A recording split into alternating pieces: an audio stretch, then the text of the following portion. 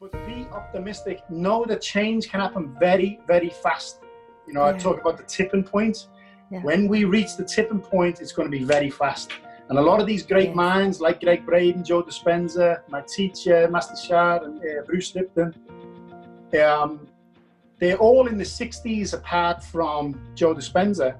And yet they all say they believe they're going to see world peace in their lifetime.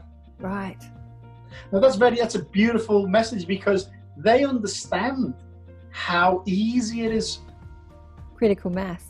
Critical mass, yeah. So take part in collective meditations and start a daily meditation, start a daily practice. You got to accentuate the positive. Wow, I feel good. A little bit of feel good goes a long way. You're listening to Karen Swain, teacher of deliberate creation, accentuating the positive, showing you a way to a better life. Accentuating the positive, it's not just fad, it's sanity. Who in their right mind would accentuate anything else? Clap along if you feel like that's what you want to do. Hello and welcome to another show, Accentuating the Positive with Karen Swain. I have another gorgeous, delicious man to introduce you to. His name is Nicholas Giannasi. Welcome to the show, Nick. Thank you very much. And thank you for everything you do, and thank you for having me on. Oh, look, you're welcome, you're welcome. I met Nick at Unity Festival. We both spoke at Unity Festival. We're on a panel together, and Nick did a fabulous talk talking about quantum physics and quantum science and how we can spread world peace by looking into exactly how quantum works. And so I thought it would be great to get him on the show to share that information. Sorry, my other computer's going crazy over there. And but he has a fascinating story, travels the world. Let me read his bio. Nick Giannasi is a meditation teacher who has dedicated his life to serving others. His passion is to help move humanity in the direction of universal love, peace, and harmony. Nick's been a student under a Tao master for 10 years and also practices Buddhism. He spent the last 2 years traveling around Australia with his young family, presenting scientific research showing how collective meditation is a genuine solution for world peace. And we were just chatting before I turned the recording on. He's been stuck in Tasmania, which is not a bad place to be stuck, which is that little piece of, for people that are not Australian and don't know much about Australia, it's that little, like it looks like an island. It's actually a large piece of land under Australia, a little triangle at the bottom there. And I have to say, it is one of the most pristine environments in the whole world. Tasmania just has that crispness and pristineness like I've never seen before. It's such a beautiful place to be stuck. It is. But because he's stuck there, he went down there for a 10-day holiday, and then the corona thing hit, and he didn't bring your computer or anything, so we're chatting to him on the phone. So let's start with how you got into, like, even thinking about this stuff. What were you doing in your life? Like, who were you before you started thinking about world peace, and how did it change? Okay, so I was always brought up as a Catholic in a loving family who they weren't religious. But growing up, I asked a lot of questions, and I used to say my prayers, and I never got any answers. Okay, I asked a lot of questions, never got a lot of answers. And then when I came to Australia in 2007, around 2007, 2008, I met a guy who was a good guy, a lovely man, and he was an atheist, the first atheist I'd ever met. And I'm not saying I became an atheist, but I moved away from religion. And I wasn't an atheist because I'd had a few spiritual experiences before. And what I mean by that is I was with my nan about an hour before she died. And I remember kissing her on the cheek. And then I went to the gym. I was about 18 then. I got a phone call, she died. I came back to the house and I kissed my nan again. And it was like kissing a cold wall. And that was a beautiful experience for me, because it was, my nan wasn't there anymore. The body was there, but that life force, that intelligence and that presence had left the body. So I always knew there was a soul or a spirit. But when I met the atheist and I looked at, I was very mind dominated then as well. I love science and all the rest of it. I'm not a scientist by any means, but I just moved away. I moved away from religion. Where did you grow up, Nick? Liverpool, England. Ah, Liverpool. Well, hence the accent. He's an Aussie, but he's got an English accent. Liverpool, which is where the Beatles come from. Yeah. Okay, so what brought you to Australia? I just had enough of Liverpool, to be honest with you. I'm serious. It's just this Groundhog Day. You know what I mean? It was bad weather. It was. Yeah. I had a loving family, and I when I was there, I didn't really acknowledge how violent the place was, because it was just normal. There was always someone getting stabbed or killed in my area, and it was just like, yeah, well, you're desensitized from it. It was like, yeah, it was only a matter of time before he got killed. It was only that, I'd seen some bad things and a lot of drugs around, but it was just, I didn't see it as being, it was just the norm. Yeah. And then when I came to Australia for 12 months, just to see just for a change, and in a very short time, within a few weeks, I said to my wife, it wasn't my wife then, but I said to my wife now, I said, I'm staying. I said, there's no matter what, I'm staying. I'm not going back. Now, we've been here since 2007. I haven't even been back on holiday. Wow. I've literally not been back since I got here. So I did everything I could to stay in the country, to get sponsored. So just returning back to the story of how I came across this, I had 2 years of sort of being very, very scientific outlook on things. And I won't drag this story out. I'll keep it very brief. But my wife's always been very sensitive. She's always said she's seen things. But I was the guy who was always saying, it's all in your head. You know what I mean? Yeah. And we moved into an apartment. And my son was only one then. And he went from sleeping all night and to just, when we put him in the bedroom, he would stop breathing. He'd be screaming so much. He'd dirty his nappy. He'd be terrified. And I put it down to, he's just in a different environment. Okay, we're just it's a new environment for him. But things in that apartment were really full on. Over the space of the time we were in that apartment, I had experiences where I would wake up in the night and it would be like someone was sitting on my chest, choking me.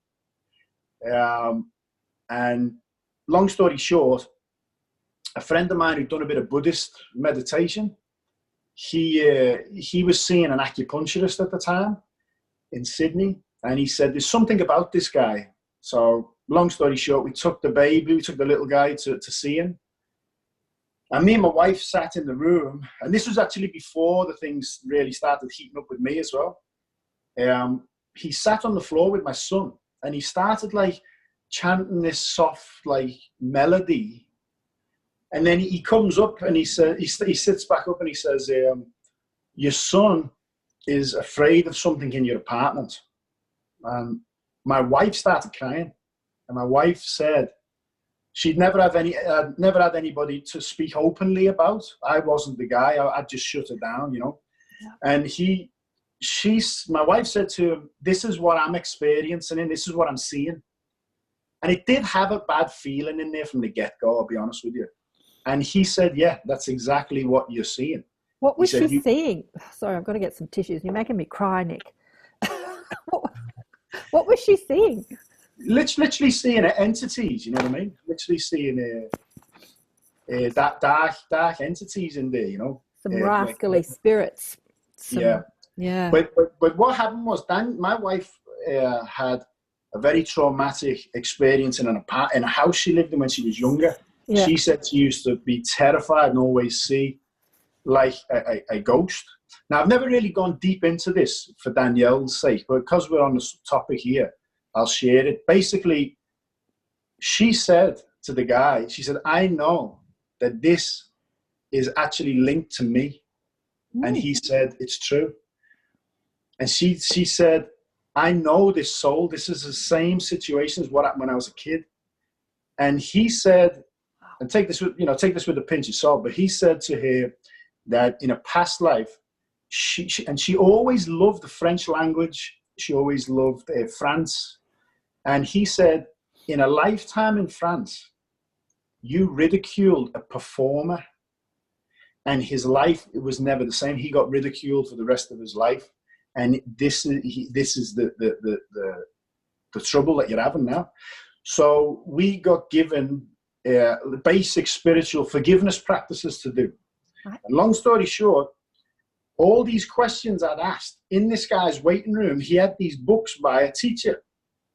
When I picked up one book called The Power of Soul. And the Power of Soul book had all of my questions and all the answers. What's the purpose of life? What is the soul? Characteristics of the soul, blah, blah, blah. So I was still on the fence. I'm not easily convinced. You know what I mean? But what the books were saying was, and I was doing a lot of training at the time. I've always boxed, I've done Thai boxing, things like that.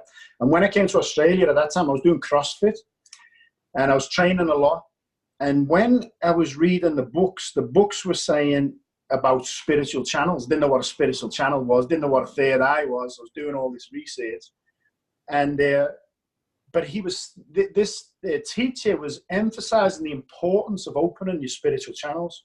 And he said, if you do these practices, you'll open your channels. So I was the type of guy then who was like, if that's what you're saying, I'm either going to prove you right or prove you wrong. So I started doing from 3 to 5 hours meditation a day. I was chanting mantras, everything. And I literally started having, seeing spiritual images and things like that within 12 months. And then I had all these incredible synchronicities, like just so much happening over a short time. I then wanted to know, do we have a solution as a species? Because at the same time, I started seeing all of these. I wasn't looking for it, but a lot of conspiracies were coming to me, okay? And then not just somebody sharing a conspiracy, but then I'd see a documentary. Like I remember when someone first mentioned reptilians. I'm not saying I'm not going down that road, but somebody mentioned the reptilian thing, right? And when that came up, I watched a documentary called The Wake Up. I suggest you, if you haven't seen it, watch it. It's called The Wake Up. You can watch it on YouTube. It's about a 35-year-old guy in America, and he got on Oprah. It's a famous documentary. And in that documentary, his third eye opens later on in life, and he's not a spiritual guy. And he documents himself going to Buddhist temples, Christian churches, New Age, trying to get answers. And I'm pretty sure he goes to Russia. And this old school Russian guy sits him down and takes pictures of him with Kirlian photography. Kirlian, you know what Kirlian photography is? High sensitivity cameras. Mm-hmm. So they're looking over the photographs, and in the photographs, you'll see like a red ball there and a green ball here and his aura and things like this. And when they get to the last photograph, he says, "Are you sure you want to see what's on the last picture?" And the guy says, "I know what you're going to show me." He said, "I see them all the time." When they show the last picture, it's like, say he's meditating like that, there's like an image here of a reptilian's face. In front of his chest. In front of his chest. And he said, "What are they? I see them all the time." And the Russian guy said, he didn't say reptilian. He said, they are negative extraterrestrials that feed off negative energy.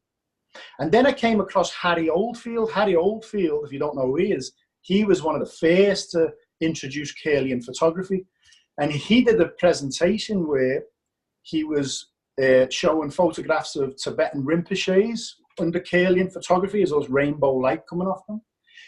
And he also showed a photo of a crack addict, a crack cocaine addict.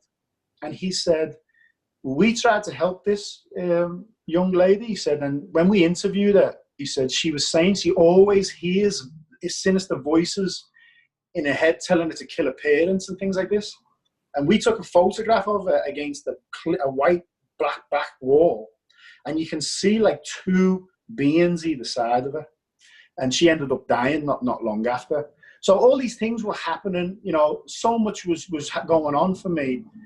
And then I just wanted to know, do we have a solution? Are we doomed, or do we have a solution? And when I went down that road, I just couldn't believe that the mainstream hadn't covered the abundance of scientific research that shows that this reality is not solid, and the observer effect influences reality, you know.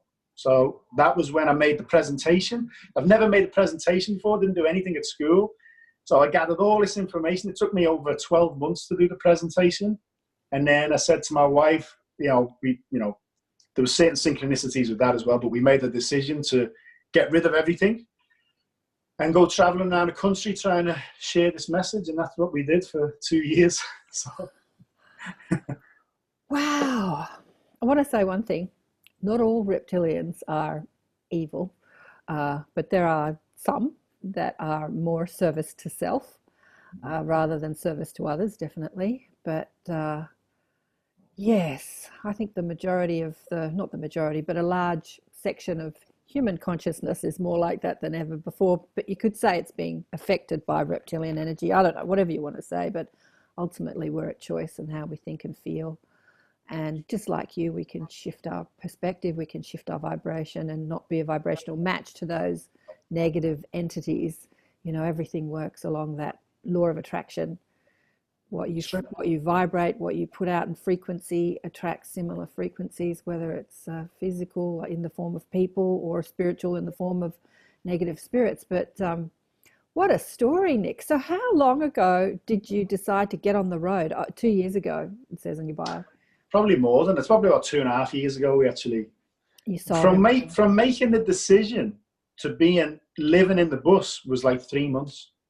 It literally just, once we made that decision and said yes to everything that came up, we were sitting in the bus, we got rid of everything, and me and my wife were like, wow, that happened fast. So where have you been sharing? I mean, obviously I met you at Unity Festival, which was a fabulous festival. How long ago was that now? It was a couple of months ago, wasn't it? Yeah. To be honest with you, even in all that time, we never got to WA.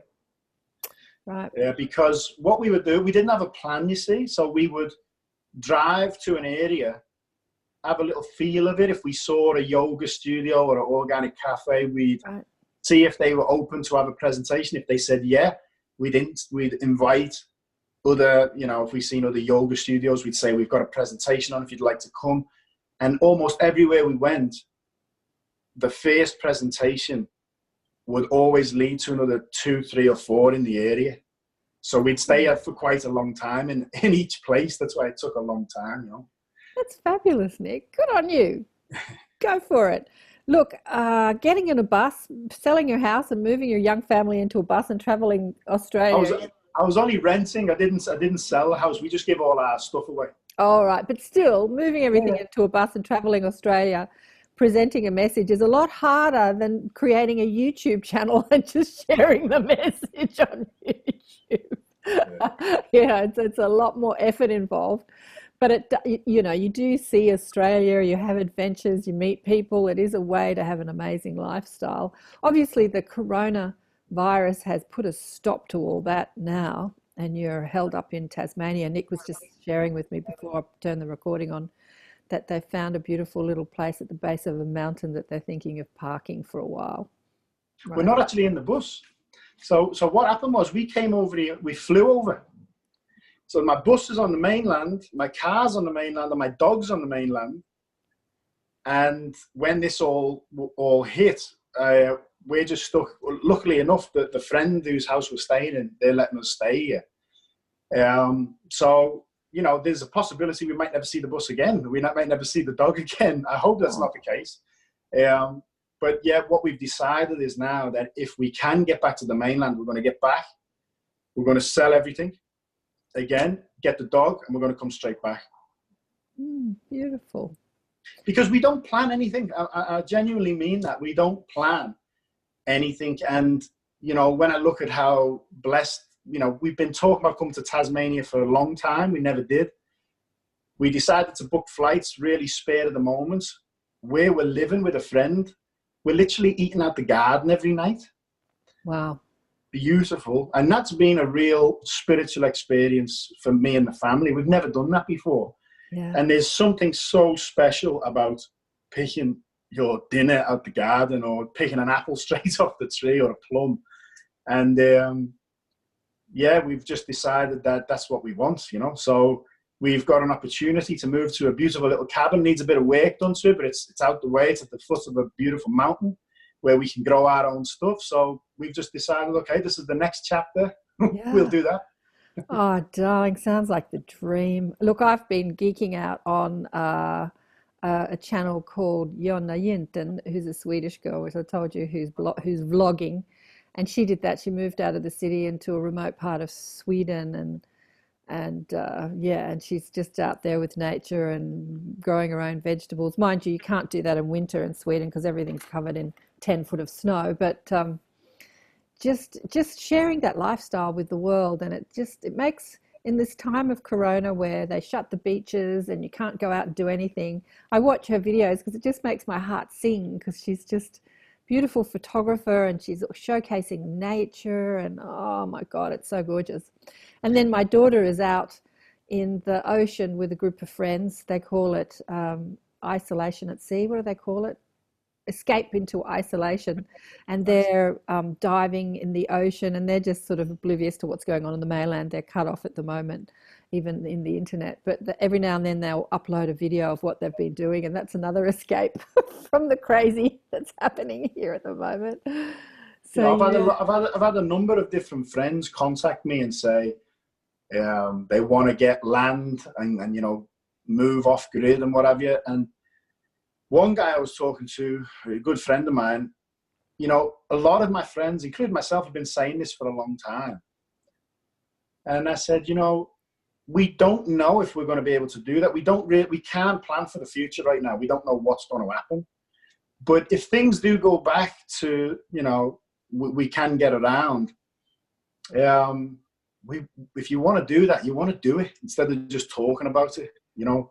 Yes. If you want to get the land, you know, I think many hands make light work. I think, especially in Tasmania, the land's cheaper. But there's so much land in Australia. I think you've got 10 families. You don't, you know, people automatically think of a commune, you know. But really, you could just buy a plot of land, everyone help each other build their little plot, everyone grow, and you don't necessarily need to see each other all the time. You're just living on your own land and providing food for each other. And I think if you want to do it, you should do it. It's so interesting you say that, Nick. I have this amazing teacher called Penny Kelly on the show, who is... she's one of the most extraordinary people I've ever met on this planet, although I haven't met her in the physical, only online. She lives in upstate New York. She has a farm. She's just so galactic, and she speaks to all the guides and flies around the universe. Look, she does all this stuff, but she's been growing, she's been on the land most of her life. But she had these little men in brown robes show up 40 years ago. She's in her 70s now. 40 years ago, these ETs, I suppose you'd call them, or I don't know, higher dimensional beings, and they said, we want to share some information with you. Can you allow us? And they kind of gave it to her all as a virtual reality. Like, she would sit on the couch and shut her eyes, and then she'd be literally like inside what they were showing her. And she wrote a book called The Robes, which showcases the images. They were there for a year or two, but they showed her a future time on Earth. And in this future time on Earth, they had these groups called the family groups that did exactly what you're saying. Exactly what you're saying. But they had technology that we don't have at the moment. But humanity moved into more autonomy through supporting each other and having these family groups rather than having your own property or your own house. That humanity came together to support each other, and they called them family because as we moved into a more unified way of living, we didn't see our family just as the people who are blood related to us. We saw everyone as family, and the people that you lived with were like family, whether they were strangers or not. And so you're talking about exactly what she's talking about. And I guess that this whole crisis that we're going through is making people actually get up and do it, not just think about it or dream about it. Just like really make it happen. Well, even that point of view you've just touched on, if the whole world viewed all humanity as family, it's a different world. It's a different world. If you have your son or your brother gets lost, you know, does a few things you don't agree with. I know in some cases people don't forgive, but generally speaking, if they come back or you're there to help them, and if they come back, you forgive them. We need that outlook, I think, with humanity, you know. Absolutely. So, sorry, let's get into the quantum. How did you get into the quantum science of it all? So you said you're a logical guy. You started seeing all this phenomena. That's the thing about Australians. Since this thing has happened, I have had umpteen amount of people send me videos and messages about what is deemed conspiracy. But I have to say, looking at what's happening in the world, I don't see it as conspiracy anymore. I see it as just a breakdown of an old system and disclosure and exposure of corruption happening. What has been deemed as conspiracy is actually now just the exposure of just like you said when you lived in Liverpool, when you were talking about living in Liverpool and all the violence and stuff, you were just desensitized. It's like, that's just life, right? That's just what happens. People get killed, people get ripped off, people are unhappy. That's life. What can you do about it? But I think that we've been swimming inside fear for so long and being controlled that we've not even noticed it. It's just life, right? It's just life. What can you do about it? But now there's this exposure and disclosure happening of this cesspool that we've been swimming in that we call life, and people aren't sort of standing for it anymore. It's a really exciting time on Earth right now. It's a really exciting time on Earth. That's why I've never, in anything I've shared or anything I've ever taught, or I've never shared to be angry, be afraid, hate them. You know, I never said you don't want to hate the opposition and point the finger, because what's happening is fundamentally a good thing. Yeah. And you have to, for example, in just say you have a spiritual teacher and they live the example of the teaching that they're sharing, okay? You can thank them for the teaching. If you see a spiritual teacher who doesn't live what they teach and makes people suffer and all the rest of it, you can thank them for showing you what doesn't work. They're actually still giving you a teaching. So when we look at what's going on in the world, as you said, the forces that have been running the show have shown us what doesn't work, and fundamentally are pushing us in the right direction. Yeah. You know what? Pushing us in the right direction, exactly. You know what I have been a big advocate for, like the medical industry. This is what's being exposed at the moment. There's a woman online who was a doctor. She studied at Harvard. And even when she was studying, she realized that much of what they're taught to do never worked, but they still keep teaching people to do it. And people graduate, get jobs and practice it. And much of it never worked. And so it's like a broken system that just keeps happening.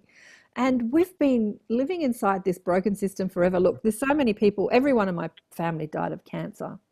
And the cancer treatment, I won't give it a name, everyone knows what it is, has been known not to work in 99.9% of cases, and yet they still keep rolling it out. But a part of the same system is making people need a living. So what I mean by that is when I look at teachers and when I look at doctors, I'm not saying the majority, a lot of them that I see are doing it for a job. You know, a lot of teachers now that I've seen, they're doing it because they can be off when the kids are off, and it's just a job. They're not really passionate about making a difference in kids' lives. And a lot of the doctors, it's a good job. You know, they get looked after. It's not necessarily, if you know, if that's what they're telling us to do, we'll do it. And it's the same in the police force. I think some of the most important people we need to try and reach the hearts of is people in the forces. Yeah. Because when you look at the way that they're trying to push the agenda, and I don't think it'll get there, it's the authorities that are going to push it. And I watched the video the other day of a guy who knew the law. He knew common law. He knew his rights in Victoria. Oh, David. Yeah, I've met Dave. And the police are at his front door. The police are giving him a hard time, but he knows what he's saying. And the guy who's videoing it knows what he's saying. And the guy says to the police officer, "How do you feel doing this? Do you like doing this?" And the police officer said, "No, I don't." And he said, "Well, why are you doing it then?" He said, "I've got a job to do." I know. And that, if every police officer said, "You know what? This doesn't feel right. If I don't have my uniform on, I'm just them. I'm just the same guy." And if they all said they don't want to go outside their moral compass, they change things very fast. But that, again, is a technique they use. I spoke to a couple who are retired police officers, and I got a lot of insight. One of them is having troubles with her eyesight. And she said to me, I was talking to her about PTSD. She said, when I was in the force, no one spoke about PTSD. And she said, this happened all the time. She said, but I remember one week, one of my best friends that I was having a barbecue with on the weekend, on the Monday, I turned up to a car accident. He was dead. The day after, she turned up to somebody who'd killed his kid. And the day after, she turned up to a cop death. And she said the day after that, or that night, the guy in charge said, "I'll see you at 7 a.m. It was nothing. And she said, what you end up doing is you create a sick personality. You start laughing at these things as a coping mechanism. Right. So I believe a lot of the police force, they're dealing with generally bad things, domestic violence and things like this.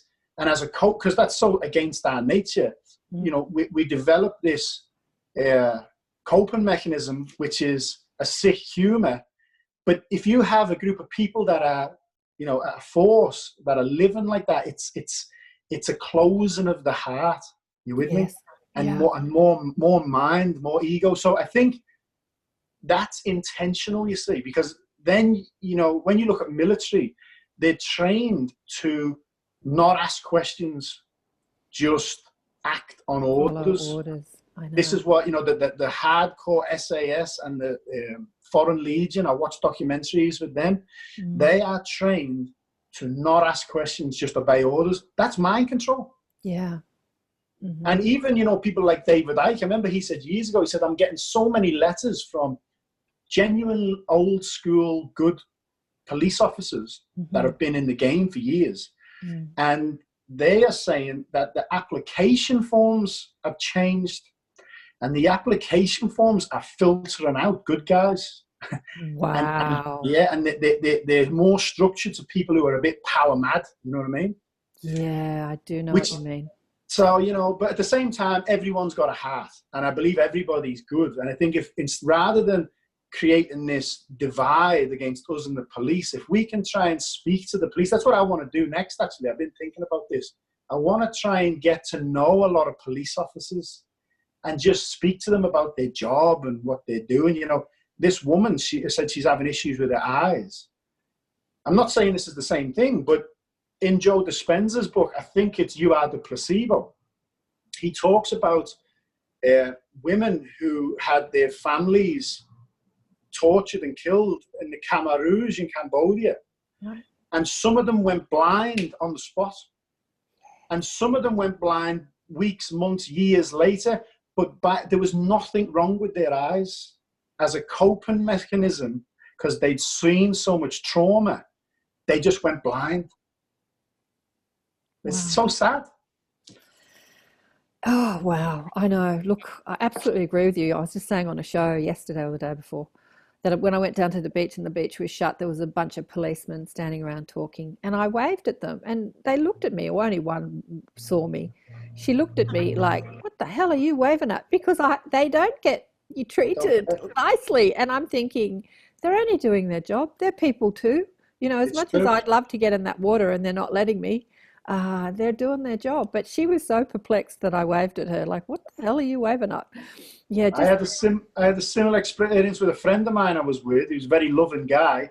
Police van drove past, and he was he was going like this, and he says he loves everything he sees. If he walks past the dog, he says, love you. If he walks past the tree, he says, love you. And he's waving to these police officers going, love you. And they're waving back the same. They look like, wow, someone's actually waving to us.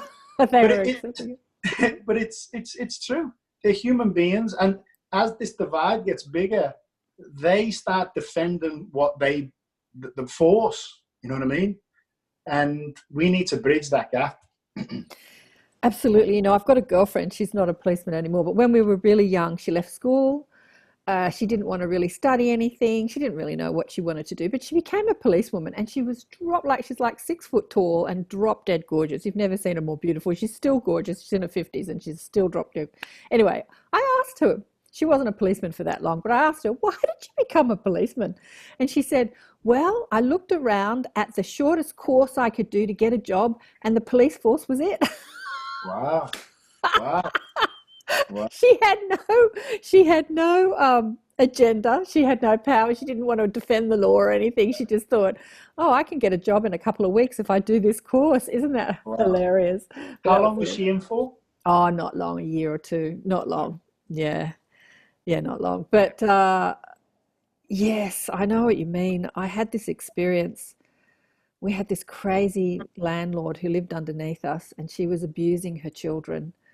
And I rescued one of her children, and she got really, really angry. Her child had cerebral palsy. She was crippled. She's a beautiful young girl, really psychic. But anyway, her mother was abusing her physically and mentally. And I rescued her, and I said, you can come and stay with us until your mum calms down.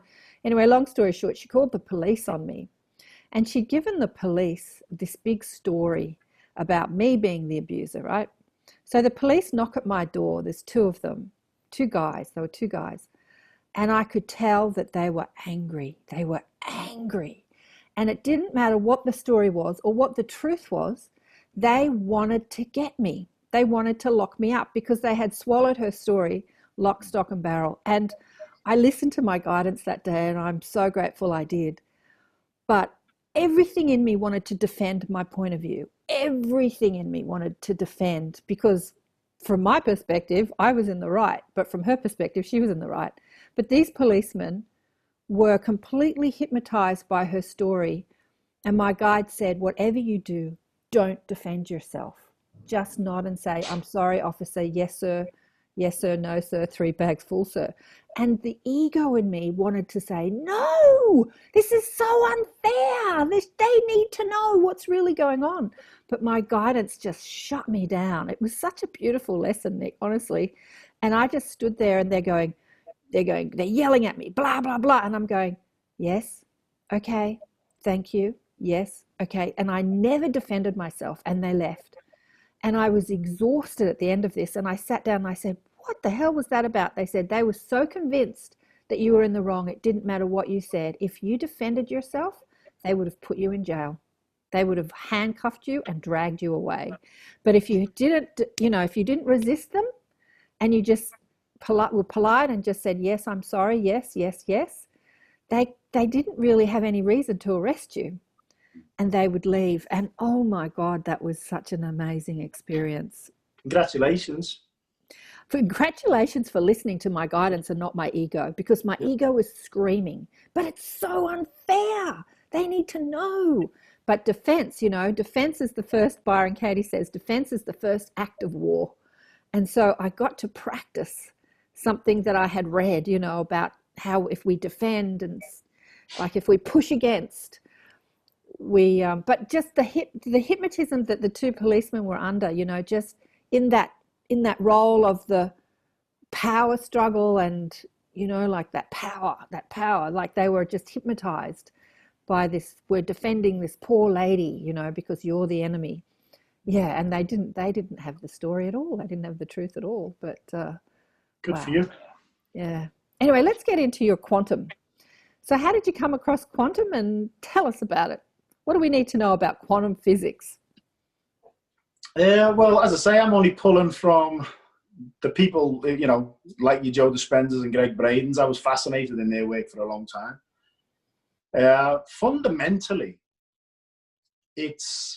our reality is not what we think it is. The Buddha said this. Anyone who's actually reached enlightenment has said this reality is an illusion.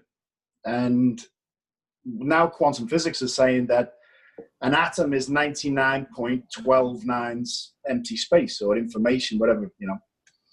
And I like Joe Dispenza's explanation. In You Are the Placebo, the book. Have you read that book? No. It's a great book. It's a great book because first he gives nearly 100 examples of incredible placebo studies. So yeah, you say, okay, I get that the placebo works. We all get that the placebo works. But then he says, what is actually happening? And what he's saying is, there is an observer. Okay, you can call it the soul, whatever. The Buddha, when he sat under the tree, an insight that he got was that things come into existence, whether it's the sun, the tide, a bird flying past, the breath, they exist and then they move out of existence. But everything is observed by presence. Now, Deepak Chopra says, which is really beautiful, he said, the soul is actually not in three-dimensional reality. It observes three-dimensional reality. So three-dimensional reality is impermanent, always changing, like our bodies have changed since the beginning of this interview. We're not the same person we were. And in the Zen tradition, they say if you get a picture of yourself as a baby, toddler, teenager, present day, you keep changing, but there's a presence there that is always present, always there. And that presence is there before you come into the body. It's there when you leave the body. So that presence observes time and space, observes three-dimensional reality. Now, in this three-dimensional reality, all possibilities or potentials exist. But we experience what that observant consciousness wants to observe. So in You Are the Placebo, he's basically saying what your observant consciousness believes, it will observe because it already exists. It already exists in the field. And what happens in the body is, if you take, for example, there's a study on a woman who had terrible depression. Now, under brain scans, if you have depression, the front part of your brain, there's no electrical fire there. So they gave the placebo, it was just a sugar pill or whatever it was, but they actually said this is a breakthrough drug, but there's some side effects. You're going to feel nauseous, okay? So what did the woman who took it? That she started feeling nauseous, but her depression went away. But not only that, when they scanned their brain, there was more electrical fire. So what he's saying is, what you believe, the body will produce whatever chemistry it needs. So that's on a personal level, but on a collective level, and this all went hand in hand with conspiracy, by the way, because I started thinking to myself, well, they understand, I say they, but you know, the people who control the world, the 1%, whatever you want to call them, they understand this principle more than we do, because they always are directing our collective consciousness to observe a world that is a harmful, fearful world where we should all be scared of each other, and they divide and conquer. Okay, there's 24 hours a day news channel, and you might get one good story a day, and that good story is a cat got rescued out of a tree or something stupid, you know what I mean? So it's just non-stop negativity, and all these dots were making sense. I was thinking, wow, of course it is. But you know, when you look at the double slit experiment, what they're fundamentally saying is one person observing a reality can manifest it, but the more people observe the same reality, the stronger the field. Yep. So that's basically the foundation for it. And never more poignant than what we're going through right now, right? And Really, yeah. you know, you talk about the media, that exactly that is why I started this show over 10 years ago, was understanding that as we watch our media systems, and we're so enamored by them, whether it's news or entertainment, we're being fed fearful messages. Yep. And I thought, what can I do? Just like you said, what can I do? When you put your family in a bus and started traveling the world, I thought I can speak about what I know and put it out there, put it out, on media. And yes, and I was not alone, because there's now millions of shows out there that are spreading the message, which is so thankful, really. If there's one message I want people to take away who've seen the presentation, I talk about a lot of research, and then we experience a meditation. But the one message I want people to get is that it's actually simple. Yeah. It's not, in the Tao Te Ching is an ancient Taoist classic text, which I suggest everybody listen to. There's a statement called Da Dao Jijin. It means the big way is extremely simple. Okay, the simpler, the more powerful. And when we understand that we do matter, conscious observation does matter. And when we see things like, I talk about the tipping point, the importance of moving into the heart, because if you've got somebody who's completely skeptical and think you're mad, if enough people are moving into the heart space and shifting the field, they're not going to necessarily turn around straight away, but they're going to move into their heart. Yeah. You with me? That energy is moving them into the heart. And then the more we can keep that up, the more heart open, the more your mind's open. You know what I mean? Yeah. And that's why I'm a part of two movements right now. I'm part of the Love, Peace, Harmony movements, obviously. But we've just, a friend of mine's just started a global awakening movement. And his goal is to, Love, Peace, Harmony's goal is to get 1.5 billion people meditating together and singing one song. Global awakening movement is to get at least 1 million people meditating every week. Now, that's very important, because in the studies that they've done, there's over 23 peer-reviewed studies on peace gathering projects. They've found that on average, crime, emergency room visits and things like this are dropped on average greater than 70%. But what they say is the days and weeks after, those figures return to normal, and normal is incoherent. So that's why I love this global awakening movement, because if we can keep 1 million people plus every week, you're just going to keep that field until there's tipping points happening. And I believe the tipping point's happening now. Yeah. What I'm seeing in the world right now is a mass awakening. I have people saying to me, why is it taking so long? And I say, mate, you look at how long we've been on the planet, how long things have been, wars and whatever. If you look at this awakening, it's literally a spike like this. It's happening relative time. When you look at relative time, it's a blink of an eye. You know what I mean? It's happening quickly. It is. Yeah. Yeah. Because I've been in this game of life, the spiritual movement for many years. And we would gather every Monday night and talk about all this stuff, and then go out into our lives and really see no change happening, like about 25 years ago. And just in the last 10 years, I've seen unbelievable acceleration of consciousness and change. And it just keeps, and what we're going through now is, again, unbelievable acceleration of. Well, thank you for your contribution, your consistent contribution over that time. Because when I look at people who have been doing this for such a long time with, the intention of creating a better world, and I'm seeing it coming, I've only been doing this for 10 years. I'm a baby. I don't know what I'm talking about. But when I see people like yourself, it's great. I think it's so, and don't get me wrong, I've had times where people have doubted me. People still doubt me now, and you follow your heart, obviously, and keep moving forward. But as long as you've got your intention, I'm doing this for the greater good. I believe that what I'm doing will relieve the suffering. That's the Bodhisattva vow in Buddhism. I vow to relieve the suffering of all sentient beings. That's a big vow. Doesn't matter how long it takes. I vow to never become a Buddha unless there's no more suffering.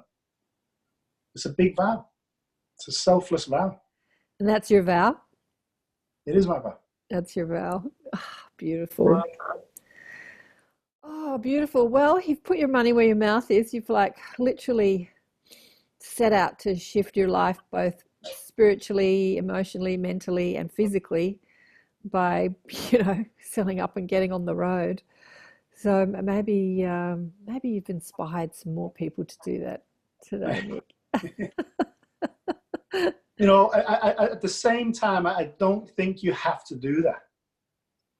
I think being peaceful, genuinely peaceful, not pretending you're peaceful and you've got a war going on inside, but, I think people have a different perspective of what meditation is and the spiritual journey. If you want to quiet your mind because you've got a little bit of anxiety or depression, that's great. But when you actually go on a spiritual journey, like when you think, you know what, this is the truth for me. I wanted to be a cage fighter. I wanted to be a professional footballer. I wanted to be a millionaire. I'd go from one thing to the next, to the next, to the next. And when I found spirituality, it was like, wow, this is what I've been looking for. You know what I mean? Obviously it's different. I've got a family, but honestly, if I ended up being homeless on the street, it's all good. Once you find your spiritual path, you found your spiritual path. You know what I mean? And when you find that, it's not all rainbows and sunshine. You have to work through your stuff. Yeah. And it's very challenging. It's hard. I've had to face some of the mistakes I've made. I've made big mistakes in this lifetime alone, You have to move deep into forgiveness, but you have to forgive yourself.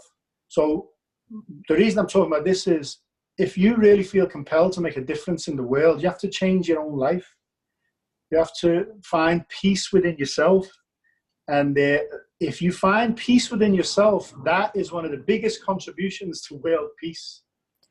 Absolutely, Nick. Absolutely. You know what I'm thinking as you're talking?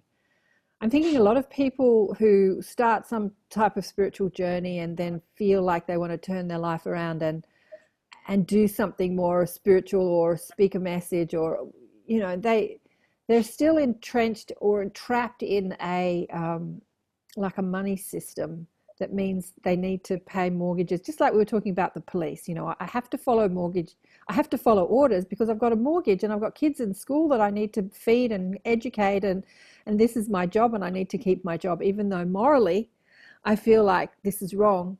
I need this job to pay all those bills. That's the trap we all get in, right? And that's a conversation I had with a lot of people.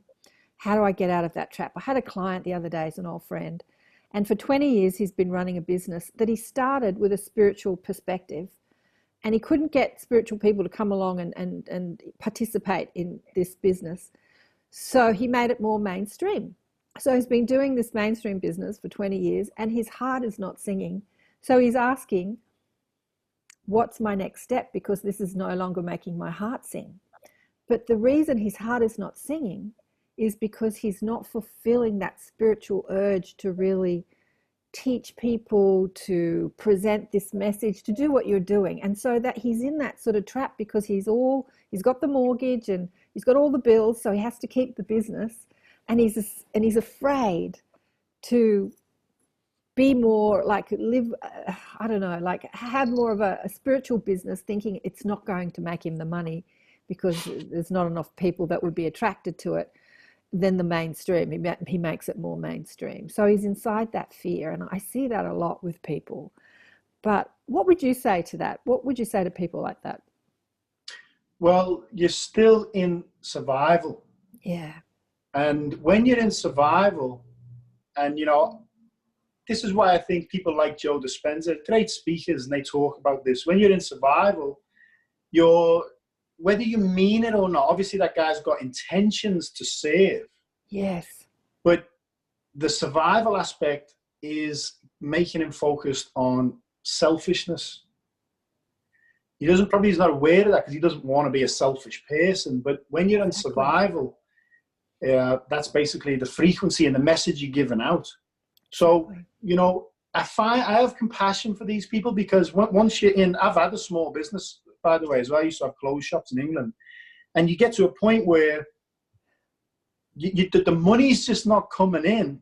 And there's a point where you've got to either just keep grinding it out until you go bust, or you pull the plug on it. You know what I mean?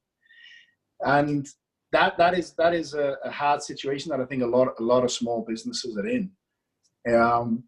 But if you can get out of it in some way or change your thinking. Change your thinking. Change your thinking and change your feeling.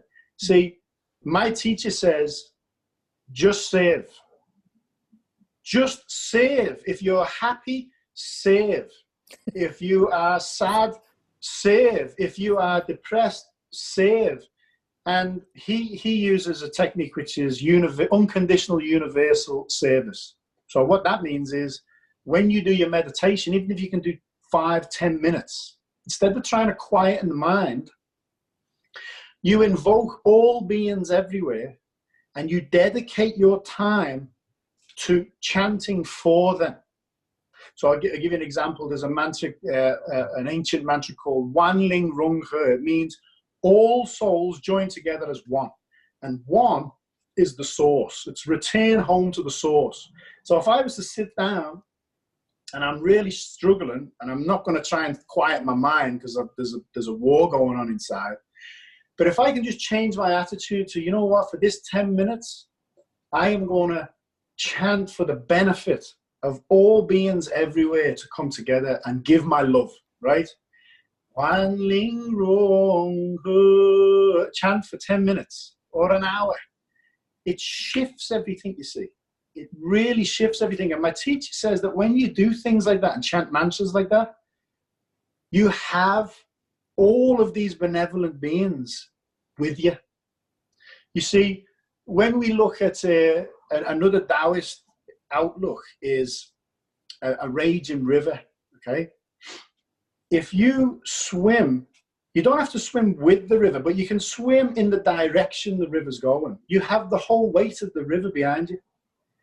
If you swim against it, well, you know, there's an ancient saying, follow Tao, flourish, which is universal laws and principles, go against Tao, finish. And that's how we can use an analogy. You swim with the current, takes you. You go against it, you're not going to last long. So many people separate themselves from the whole because they're in survival. It's me against the whole. And that's on a micro level, that's what a cancer cell does. Yeah. On a macro level, that's what we're doing to the planet. We've separated ourselves from nature and we're damaging the planet. So by changing your perspective of how can I save today? And even if you feel like, I don't know, go and buy someone a coffee. Yeah. Or go and do something for someone and don't let anyone know you did it. Yes.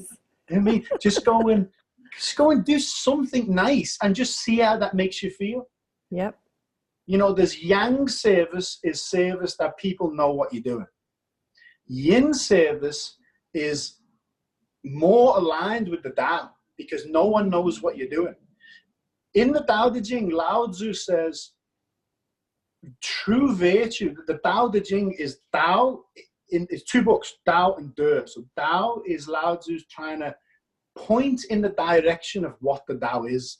But he starts the book by saying, the Tao that can be comprehended by words or comprehended by thoughts is not the true Tao. So he starts the book by saying, anything I write now is not Tao. Because once you put it into words, you've lost it. But because he was asked to write a text, he writes one. And so the first part is pointing in the direction of what the Tao is. De is virtue of living in harmony with it. But that virtue is a humble virtue. If I do something because I think I'm getting virtue for it, I've lost the virtue. If I go and buy someone a coffee because I think I'm doing something good's going to come back to me, you're not going to get that good deed. You with me? You do it because you want to do it. And I think that's where heart and mind come in gratitude versus complainer. Somebody who's grateful lives from the heart. They give because they feel like they've already got enough, even if they're homeless.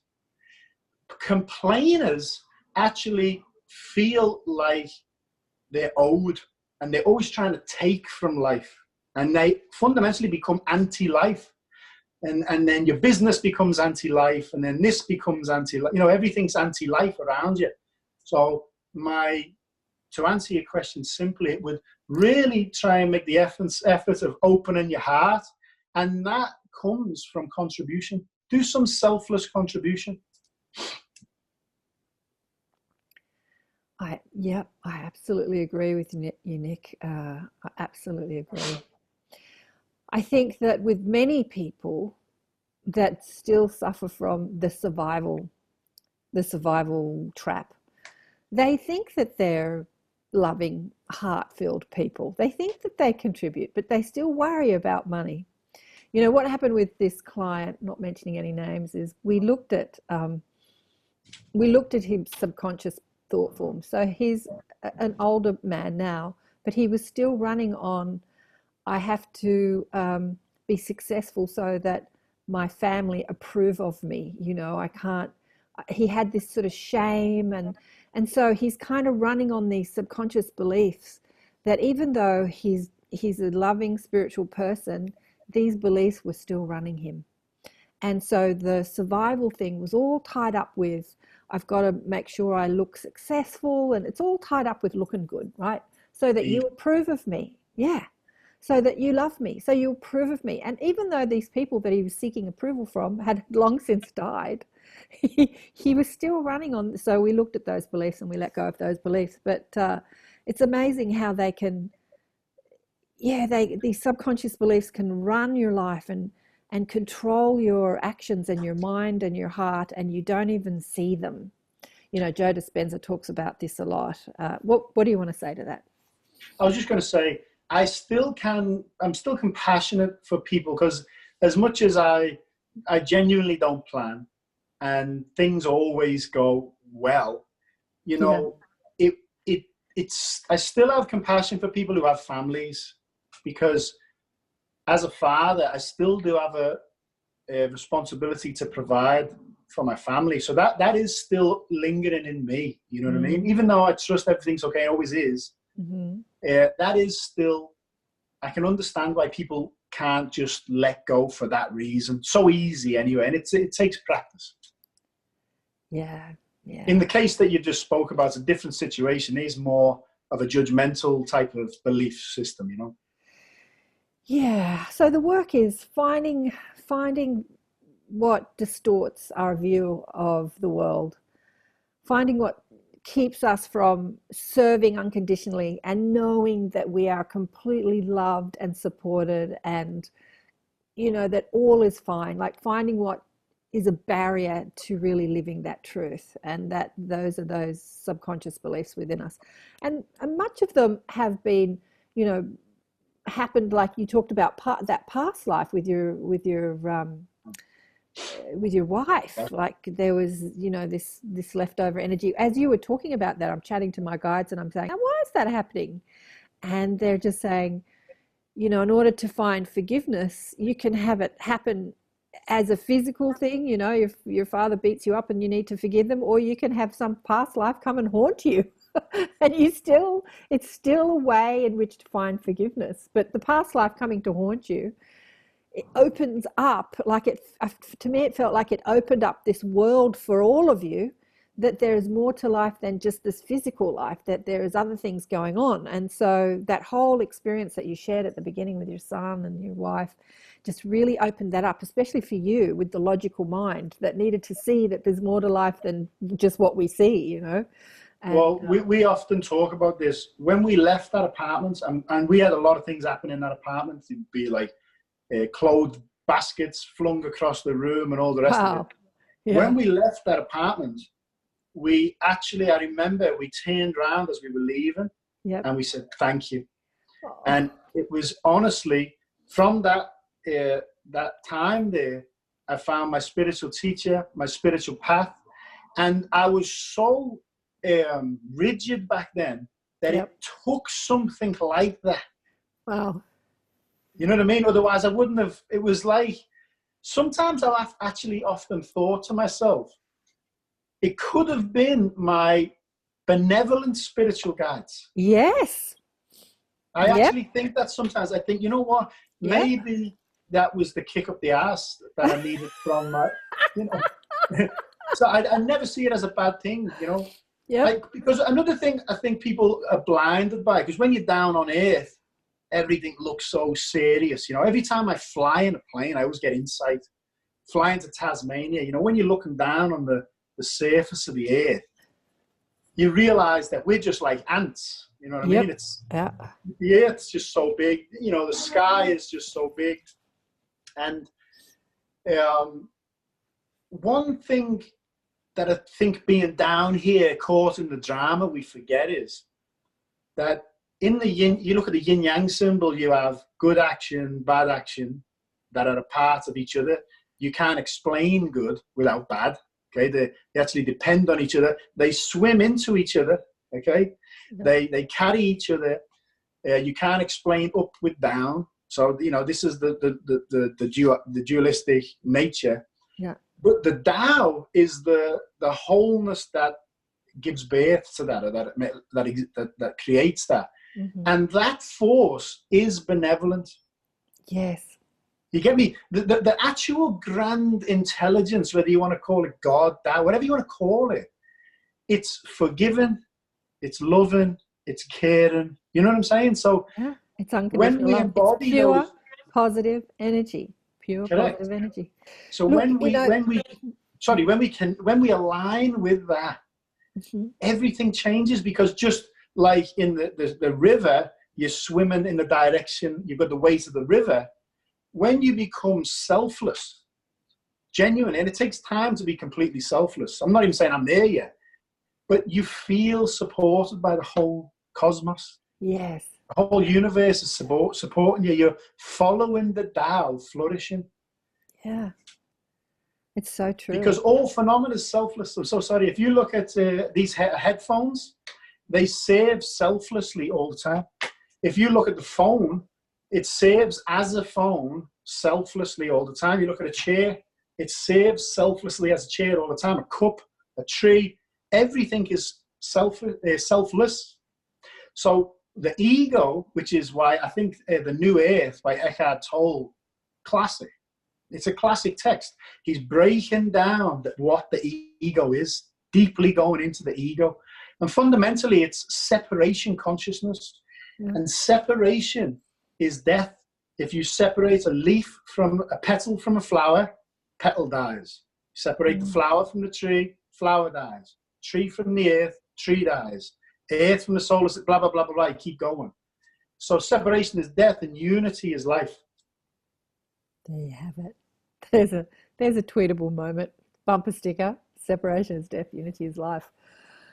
Oh, Nick, I love talking to you. You make it all sound so simple. You know, I think the Tao, as you called it, or God, so many names for the same thing. I put a lot of people on the show who've had near-death experiences that go to that place of pure positive energy.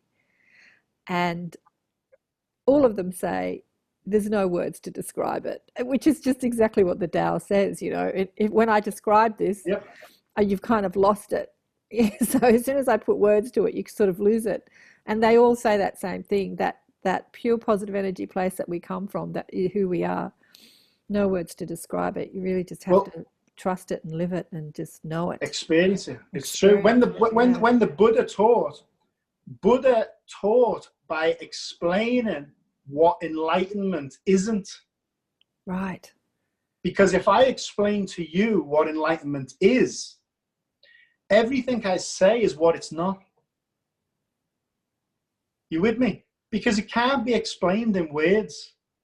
If I told you what falling in love was like, and you were like, yeah, I think I know what he's on about, and you go and meet your soulmate, you'd say, whoa, he didn't have a clue what he was on about. The experience is where it's at. You know what I mean? Yeah. Oh, beautiful, beautiful.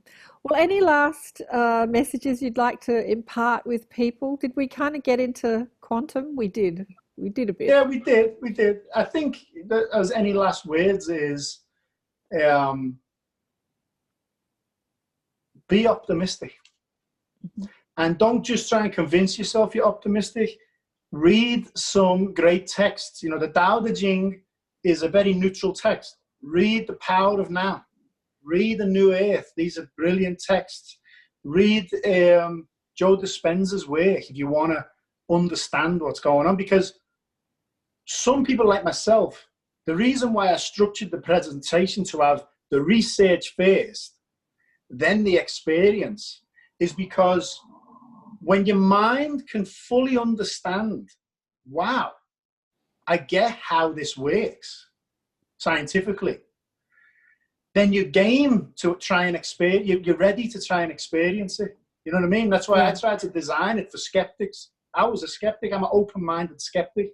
So I tried to design it for my friends and family. So, and I think Joe Dispenza, Greg Braden, Bruce Lipton, they do a great job of translating scientific language to people like me who don't really know what I'm talking about. You know what I mean? Just average people. So, but be optimistic. Know that change can happen very, very fast. You know, I talk about the tipping point. Yeah. When we reach the tipping point, it's going to be very fast.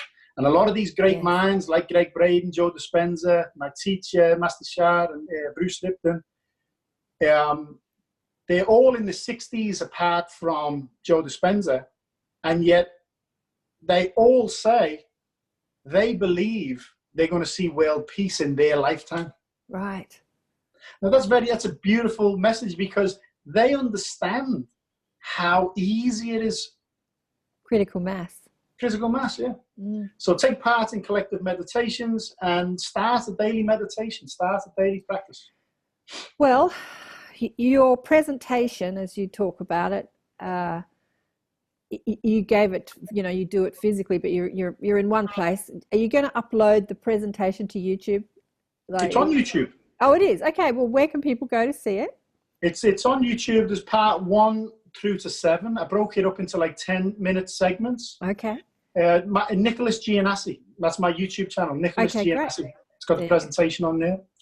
A few other teachings, and there's actually, I tell you what, when I listened to the audio book from Joe Dispenza called Becoming Supernatural, in that book, he uses a technique if you go to his advanced retreats, because in his advanced retreats, he actually wires people up. He measures biochemistry, brainwave activity, energy in the room, and all the rest of it. But what he gets people to do is create what he calls a mind movie. So you get inspirational music, and you put like positive images on there, things you want to experience in your life. And then in the advanced retreats, he has a technique where you watch this like kaleidoscope for 40 minutes or so until you go into a like almost like a trance state. You have your headphones on, and then you watch your mind movie. And it programs your subconscious mind.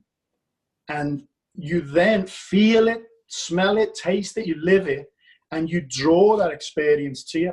And he's got loads of testimonials of people who have manifested all these things in their life. Well, I got goosebumps when I heard that. And I made a mind movie for everybody to manifest world peace. So that's on YouTube as well. So it's me breaking it down. It's only a 9-minute video. And then the last 4 minutes is visualizing and feeling world peace, and with nice music to it, and that's all. I thought to myself, if everyone around the world was doing the same mind movie at the same time, we were going to pull that reality to us. There you go. And where do you want to send people to get involved in mass meditations? There's the lovepeaceharmony.org, the Global Awakening, the Institute of Math have one, the Global Coherence Initiative, Joe Dispenza has one. Just do your own research, find one, because obviously not one movement will resonate with everyone, not one teacher will resonate with everyone. Find what meditation you like, what teachers you like, and just take part in it, because fundamentally it's the same outcome for all of them. And you teach meditation. Do you do it online, or do you only do it in person? I do Wednesdays. I do a meditation every Wednesday. It's usually 7 o'clock. On Facebook Live at 7 p.m. Eastern Sydney Australian time. Yes, on a Wednesday. And the Global Awakening Movement, 9 a.m., 9 p.m. every Sunday. There's a 30 to 40 minute meditation. Yeah, and there's different facilitators on that platform. That's Australian Eastern Standard Time, and that's the Global Awakening on Facebook and Instagram. Well, we have a lot of American listeners and watchers, so that doesn't work for them. Our mornings work for them. Maybe you're going to start doing some in the mornings. Get a global audience. Yeah. Well, I always share them anyway, so you can always watch them on my page. Watch them back, yeah. Beautiful. And your Facebook page is? Nick Dan Bow Love. NICKDANBEAU. Love. Nick Dan Bow. I'm Nicholas. My wife's Danielle. My son's Bo. Okay, now I get why your Facebook page is so beautiful. Oh, darling one, it's been such a joy and a pleasure and a blessing to talk to you today. Thank you so much. And you. Thank you so much. Oh, what a joy. The beautiful Nick. Nick is. He had me crying. I've got mascara running all down my face. Oh, such a joy. He is just someone who really walks his talk. I had a bit of a chat to him before and after, trying to get him organized so people can actually engage in his conversation, because he's like, oh, I just want to keep things simple. And I said, yeah, simple's great, but it's also great to be able to have somewhere where people can go and find you. So at the moment, he's only got the YouTube and his Facebook, but not everyone's on Facebook. To be able to engage in his message, but he'll get it together. As I say, he's been traveling for the last few years, and because of the panic pandemic, he's had to stay in one place, and he's going to stay in one place for a while, and maybe when he is in one place, he can get some sort of blog up or website or somewhere where you can read more about him and engage in his message, because he really walks his talk. He's more about actioning than he is about writing about it, as he said. But I hope you enjoyed that. I think he's really good at getting the message across with his Liverpool accent. Maybe you couldn't understand him because of his accent. He's saying, sir, serve, or serve. I don't know. Maybe it sounds more American the way he says it than the way I say it. Thanks again for watching, and please share the shows and like and subscribe and all that good stuff. I said in the last video that I have turned off all the advertising on where are we? YouTube. I don't think there's any advertising on the other platforms I'm on, but what has happened is that because I've turned off the advertising on all my shows, I had them off on pretty much most of them, but I turned them off on all my shows, which I had to do them all individually, and there's hundreds of videos up there. I am no longer in the feed. So because I'm not serving their commerce on YouTube, they're no longer putting my shows in the feed, because I have a couple of YouTube channels, and I was looking on my other YouTube and I wasn't seeing my videos in that feed. And I thought, ooh, that's interesting. So my videos are no longer being shared around YouTube. Well, hopefully they are for some people who watch them. Anyway, that was very interesting. So if you like the conversations we have on the shows and you like the shows, please share them, because YouTube is not sharing them. So therefore, it's all about people hearing the message. It's all about spreading that message. It's not about how much money I make, because I'm not making money from YouTube. It's just about spreading the message and helping people that have a message spread it as well. So please like and subscribe and share the shows, all of them, and tell your friends to share them too. And thank you so much for all the comments that you leave. They're 99.9% positive comments, and I just want to thank you all on YouTube who do comment for your positivity. It's so great, because I know YouTube does attract a lot of bogus people who say terrible things. They comment with the negativity, but I haven't been experiencing that at all lately. And so I just want to thank you, everyone who watches the shows, for all your love, walking your talk, and continuing to share the shows and watch. So thanks so much. I don't think I've got any more to say. Lots more coming up. I think Paul Selleck's coming next week, and I have had a lot of surprise teachers into the Inner Sanctum, as I say, I've been on every week. Last week we had Swami Tirthra, who has been on the show. He's the Orange Cowboy, such a beautiful soul, lives in upstate New York on some property, and he dropped in the other day. We only had a few people online, but he dropped in and was sharing his wisdom. It was so lovely. So yeah, if you want to join us, please do so. And love you all. Bye for now. Remember to get that book, Awakened by Death. Thanks.